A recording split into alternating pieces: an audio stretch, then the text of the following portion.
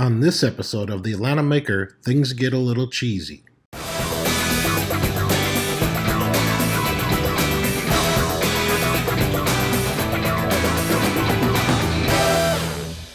Before we get started, thanks everybody for watching the most recent videos. I really appreciate it. They seem to be a big hit.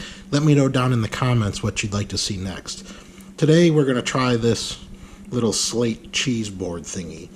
And it's got slate in the middle, it's wood on the outside. You can get these from a bunch of different places. If you're on Facebook, I highly suggest joining the Tried and Tested Engraving and Sublimation Blanks group. You can get these from them, and they also offer up setting suggestions, and it's a really good group to belong to and get ideas. But let's go ahead and get started and take this down to the Glowforge and put it in the machine.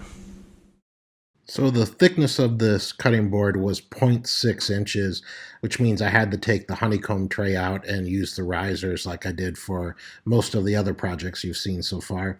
And I used the focus height tool also seen in the glass plate video.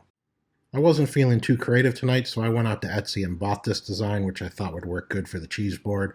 All that's left to do is put the right settings in. So let's go up to use certified or use uncertified material. Now, again, I'm using the riser, so I use that little tool that the same tool that I used in the glass plate video, and we came up with 0.125 material thickness for this one. And you can see it kind of reset everything up here, re-zoomed in. So let me go ahead and put this a little bigger and move it back into place.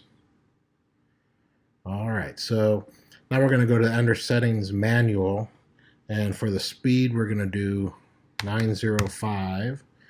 The power we're going to do 40, and for lines per inch we're going to use 270. And that should be it. Let's see how long it's going to take. Wow, almost 52 minutes. That's going to be my longest engrave yet, but let's go down to the Glowforge and give it a try.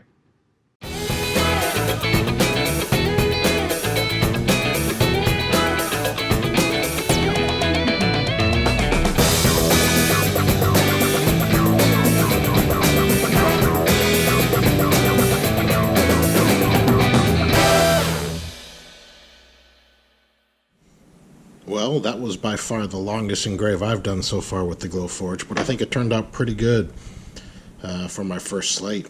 So let me know what you guys think down in the comments and what other type of items you'd like to see done in the Glowforge. See you next time.